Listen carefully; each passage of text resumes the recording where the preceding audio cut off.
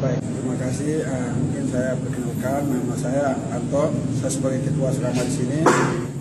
Jadi mungkin isu yang berkembang di luar sana ya itu tidak sesuai dengan kejadian di asrama.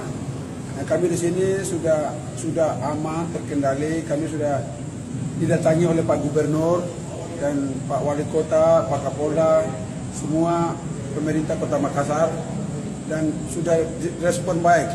Dan asrama yang sudah diajukan, Pak Gubernur sudah siap untuk memperbaiki. Untuk Pak Gubernur Sulawesi Selatan sudah siap untuk memperbaiki.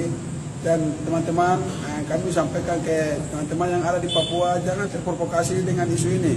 Isu di Sulawesi Selatan tidak boleh dibesar-besarkan. Di sini sudah aman.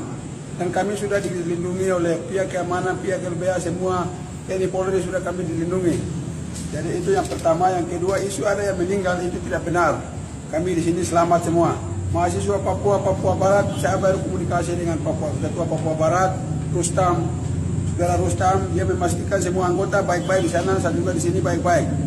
Jadi teman-teman, jangan ada di sana, jangan terpancing ini.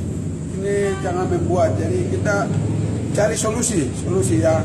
Kita mahasiswa Makassar yang ada di luar Papua, kami tidak mau membuat masalah lagi. Jadi kami mau buat solusi. Kami hadir di sini cari ilmu. Dan kami bukan membuat masalah di sini. Jangan membesarkan kami dan membuat kami masalah dengan warga Makassar lagi. Nah, mungkin itu yang kami bisa sampaikan.